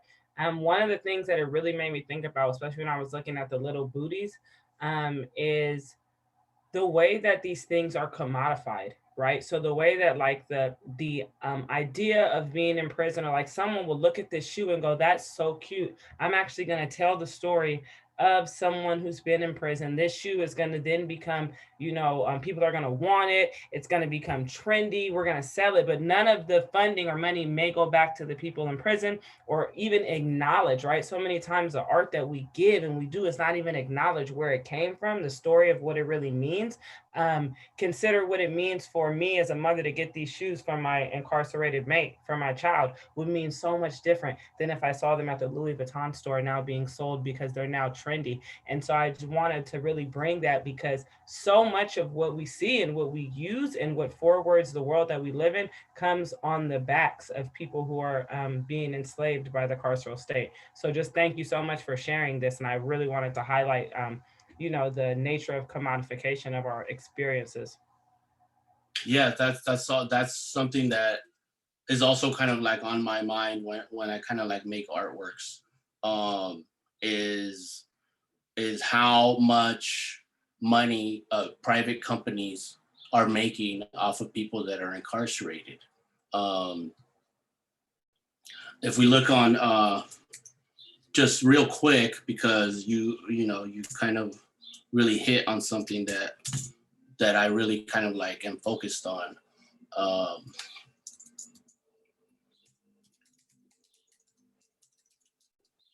And as you're searching it, I'm just gonna say most of the brands and things that you're using out here, all the free people, most of that is all because of prison labor, people getting paid shit. Yeah, so one of the entities of the prison industrial system, the prison industrial complex that I really focus on is called CalPIA, which is the California Prison Industry Authority. And when you look at their website, they kind of come off as like this place that rehabilitates inmates like so well that they're just like super great people after they go through like the CalPIA. The whole CalPIA thing, and I never was an employee of them because they only kind of like employ. It's also kind of like you have to have a certain amount of privilege as a prisoner to be part of them. But what I really wanted to show you right here with this stuff is their new products, and these are things that me and you can buy, made by inmates. So for me, it's like, are they a private business, or are they an agency of the state? Because I don't know now, because I can go in and I can go buy this stuff, and it's all created by inmates, right? And they got furniture, they got clothing and textiles. These are all things created by inmates. They sell them at like a markup that's ridiculous, and the inmates when I was in prison, I was getting paid about 8 cents an hour. And that's like, I don't know, like we're running out of time though. I kind of wanted to stop a little earlier, but if you guys want to trip out on the CalPIA thing, it does speak on like the commodification of that mass incarceration that's created.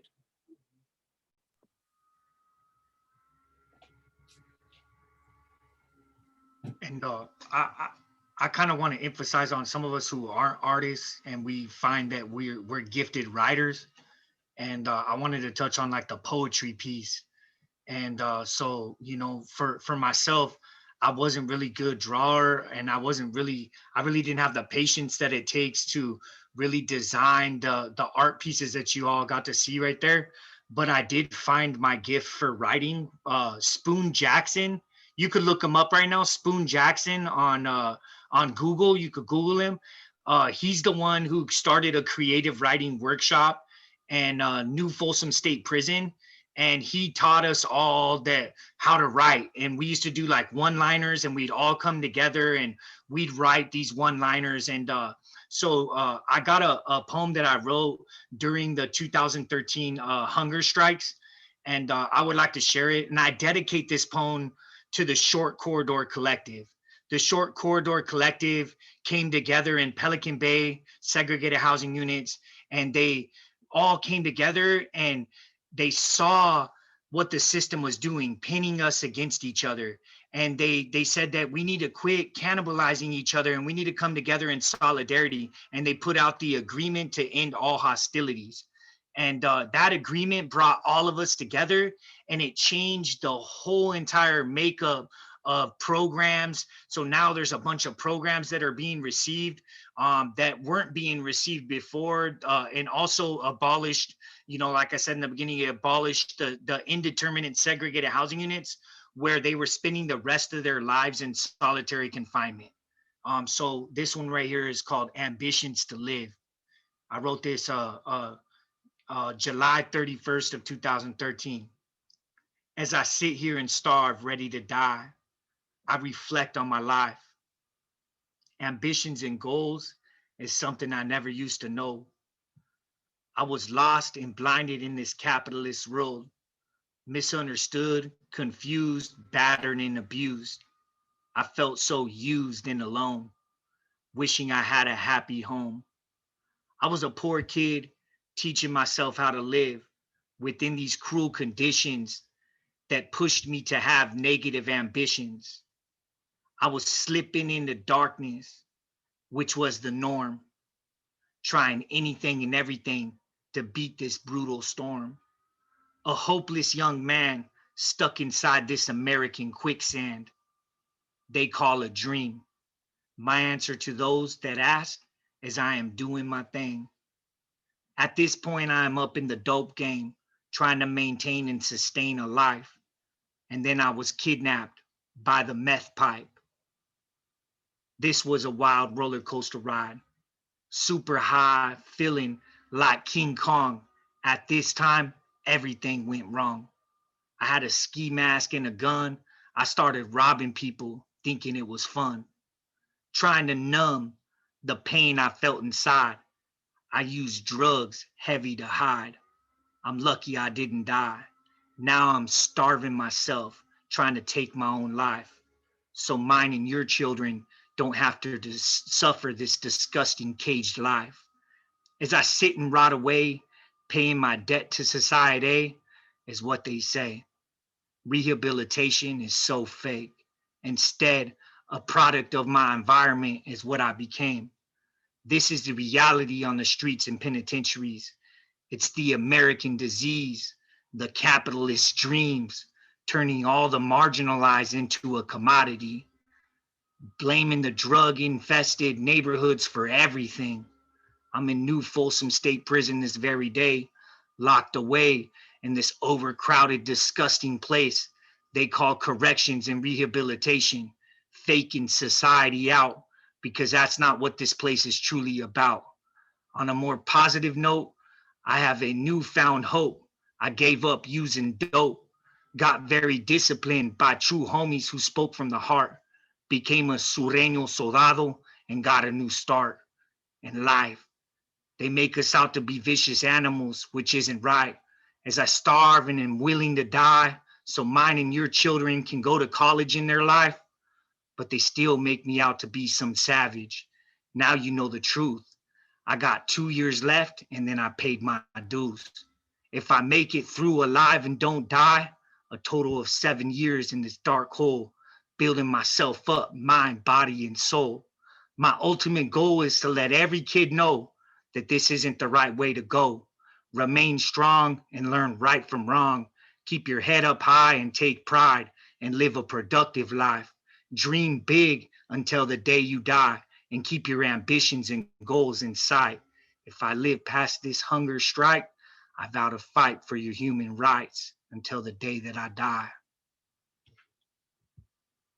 Woo, woo, woo, woo, woo. Fire, fire, fire. Check out Flacco's other writings too on the website, y'all. Woo! Thanks, bro. Thank you. Thank you. And thank you, Berto, for sharing that presentation. Powerful. All y'all powerful souls.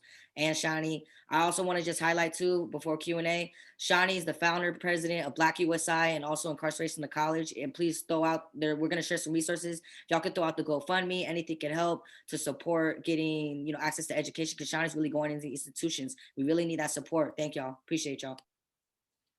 Put it in the chat. Right on. Yeah, thank you, everyone. And at the end of the event, we'll send a follow-up to all the people who've registered and include all the links for everything. So don't worry if you missed the resources coming through the chat or the links. We'll for sure share them and circulate them. So at this point, I'd like to first of all thank you all so much for sharing your experiences and the beautiful poem Flaco and the wonderful presentation and everyone speaking truth to power and straight from the heart. I really value your time and labor here with us.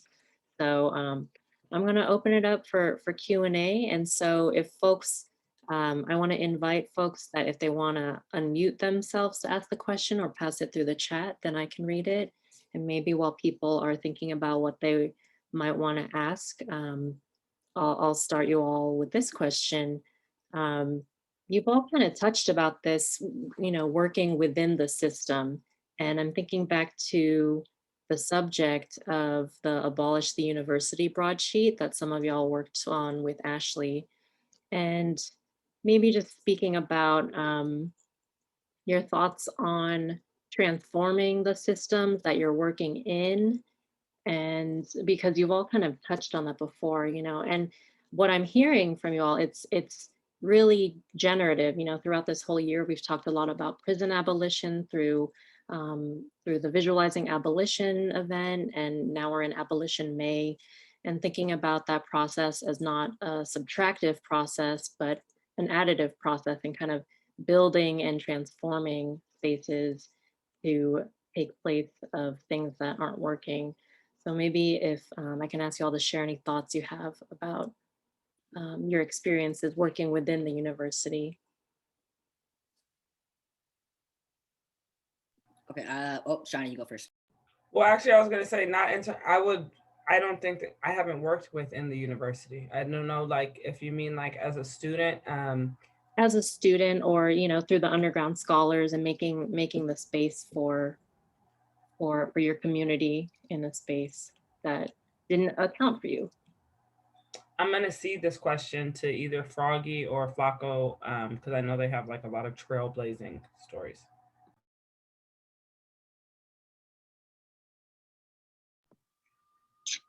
I would say, in terms of the relationship with university and us as students, in terms of abolition, is I feel like most administration professors that don't study abolition or incarceration have a perception of what abolition is, and it's kind of scary to them because they don't know formerly incarcerated people. They don't know what abolition. I feel like the reaction to people that don't know and haven't studied it could be very threatening, very scary, very like burn down the university. And I think for us, it's like a process of creating like a new culture. And I would say it's difficult to work with the university because us as students, we're only temporary. We're Our life is like temporary as students, so we're kind of like seeing this with a kind of deadline. We're gonna graduate or transition, and most staff, administration, professors are seeing this from a permanent position. Like they're there, they've been there for years, they're gonna be there for years. So the way they see time and the way they see progress compared to us is very different. Like we will see we need something done now, we need space now. And for them, if we get space within a year or two, is progress. And for us, it's like being able to see the work we push for. For us, is part of the culture of advocating for in terms of abolition, and also like not assimilating to what the university wants us to look like and act like is part of our culture in terms of abolition. I was told when I was in Berkeley by my own peers that I wasn't acting like a Berkeley student because I would confront professors, I would challenge professors during class, I'll talk shit. I know nice words, but I keep my slang. And a lot of people are like, Froggy, how come you don't act like a Berkeley student? Or you're not acting like a Berkeley student? And I feel like that was my cultural way of projecting my abolition culture, kind of saying like this space uh should the bridge between the community and the university needs to be strengthened, you know, it needs to be led by the community.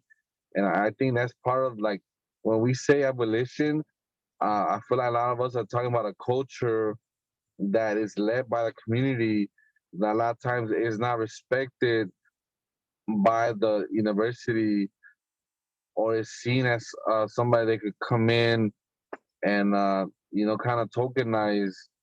And for us, it is it's very different the way we see the culture of university, you know. And I'll just leave it at that in terms of like working with the campus, you know, and the administration is very it's very healthy when they understand where we're coming from and they help us make things happen. But it moves very slow and it's yeah, it's a very slow process. So yeah, I'll just yeah. Flacco, you want to hop in, say your piece, and then I want to share something.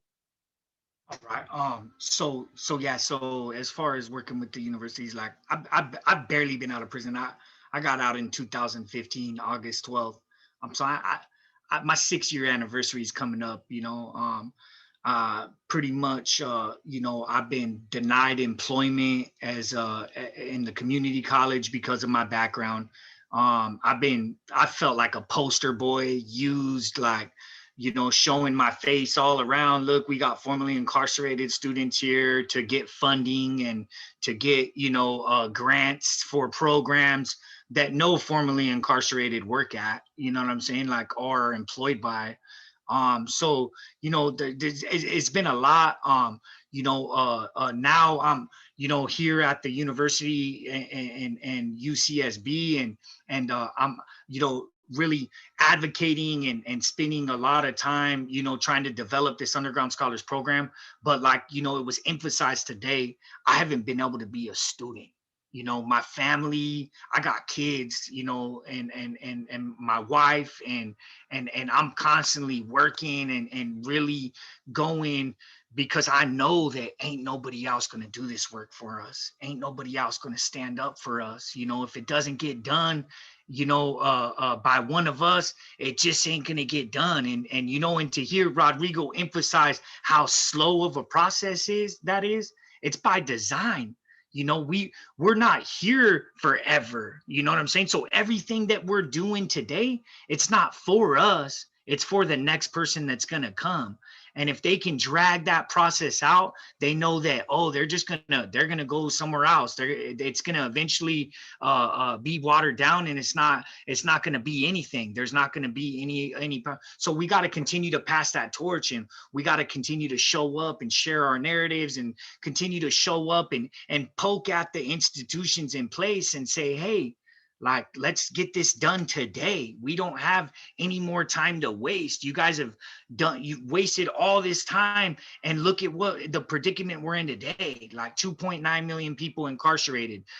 You know, I can't even count how many people got a PhD that were non-formally incarcerated, using formerly incarcerated and incarcerated people for their thesis.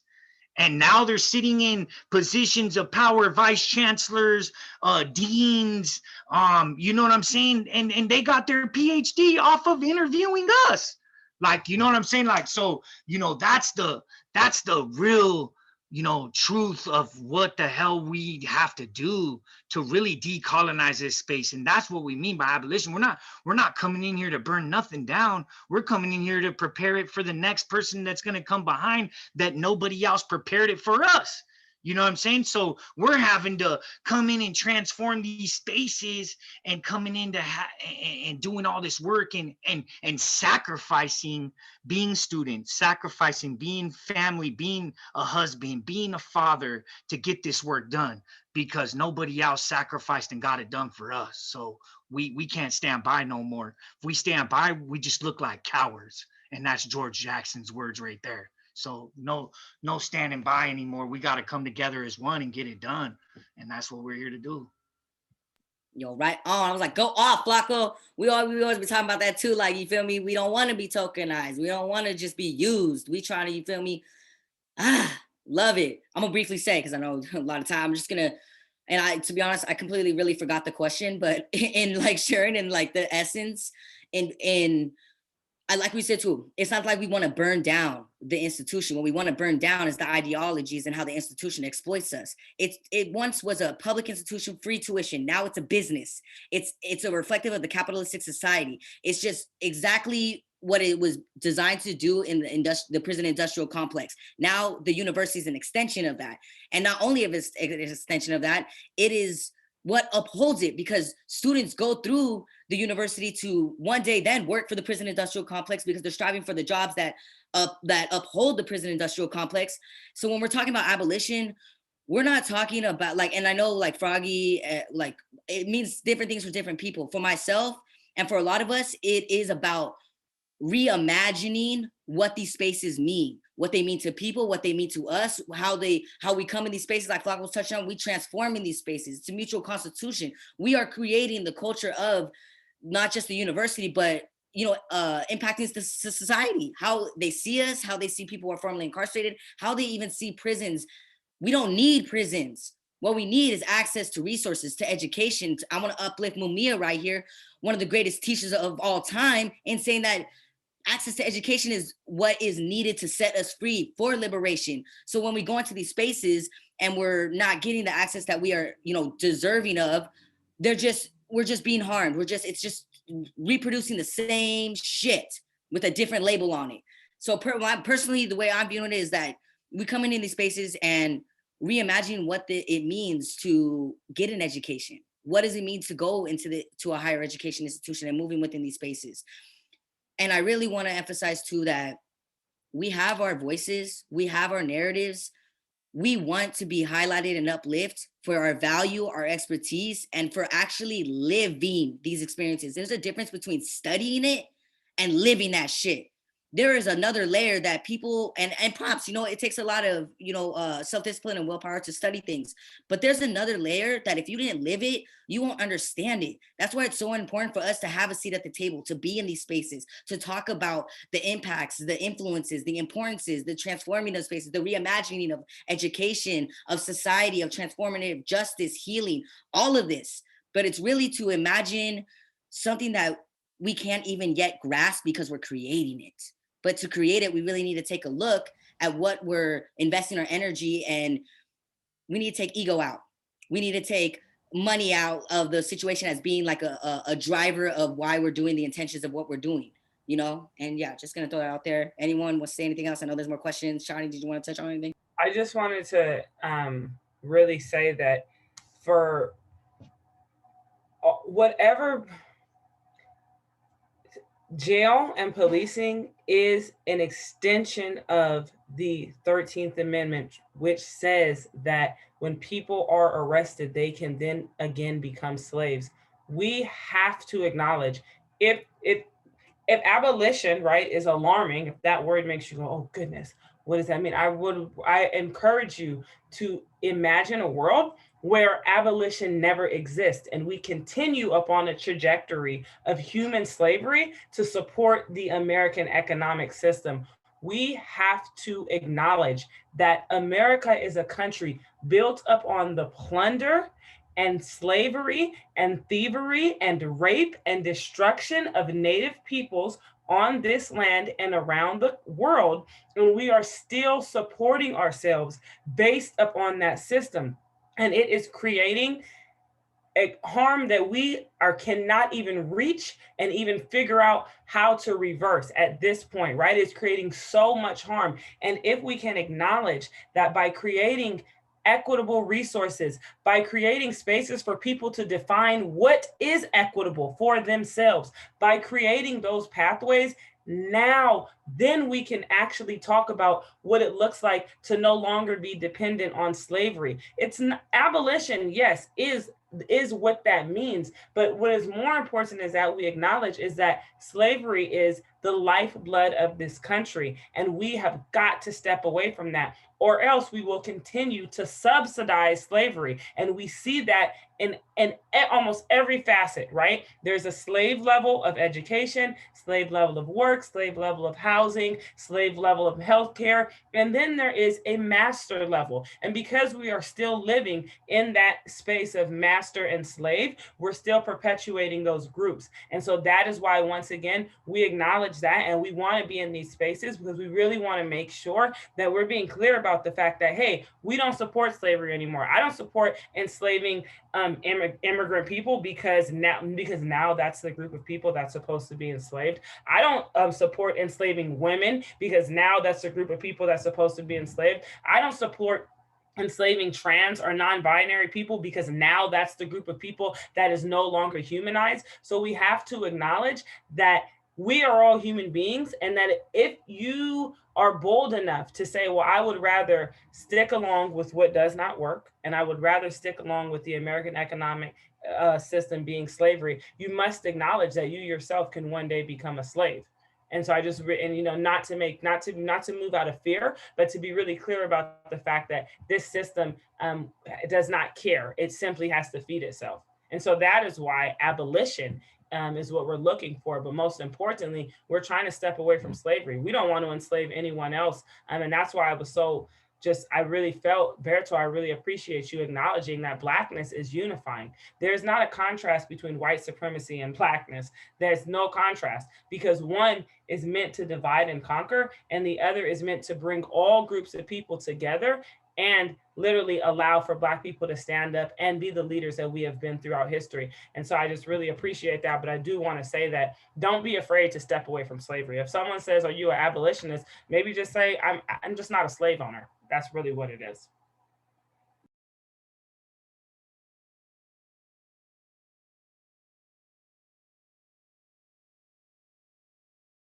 Thank you, Shani. Always powerful. Thank you, Shani. Wow. This has been an incredible event. And I have so much gratitude for you all for being here.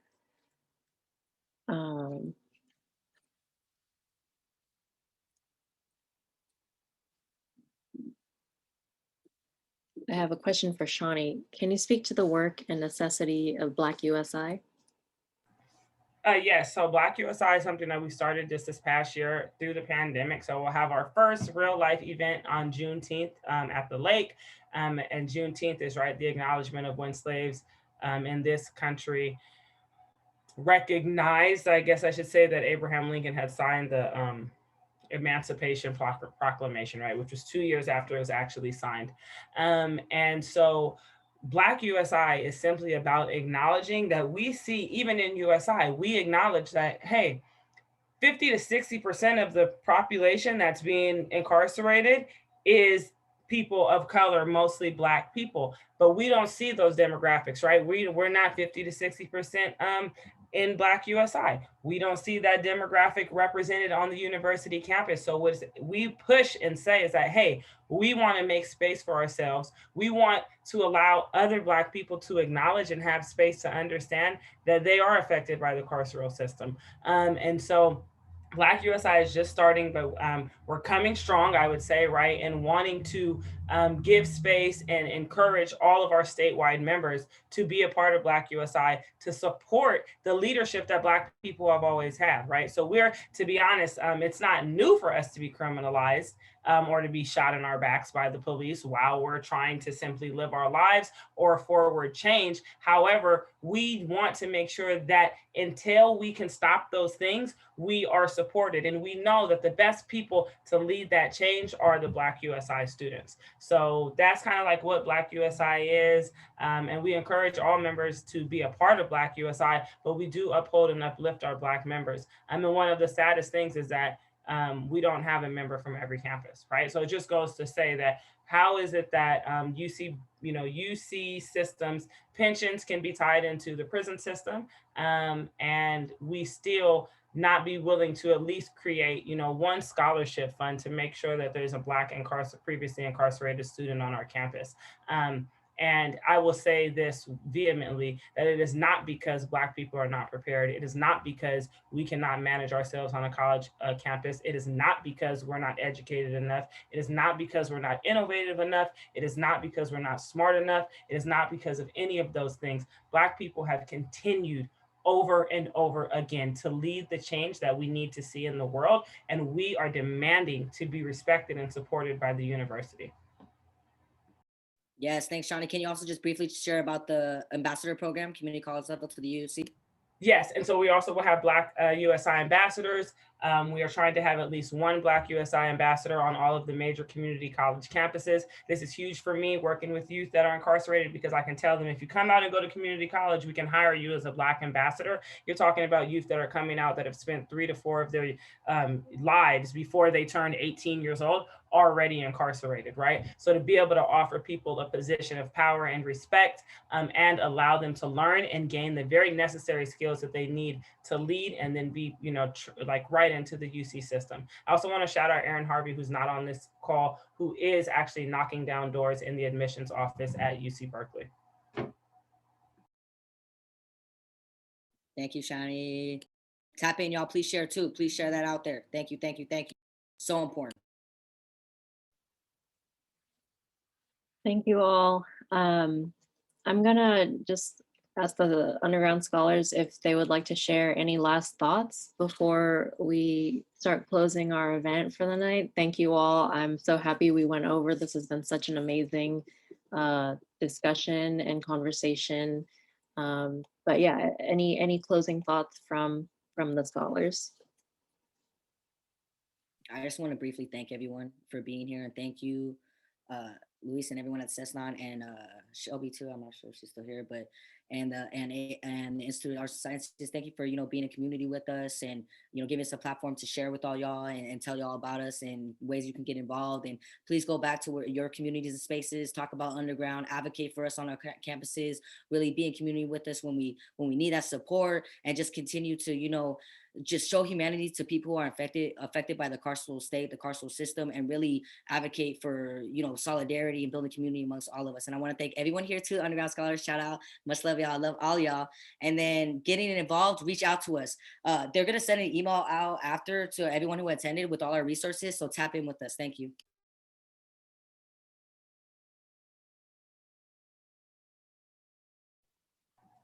Alberto, Flacco, or Rodrigo, you got any closing thoughts? Yeah. I'll say too, my bad. There's another movement that we're part of too, and that they're like our brothers and sisters in the Cal State system, Project Rebound. So we want to give them a shout out, for like when we do this work, we work as a movement.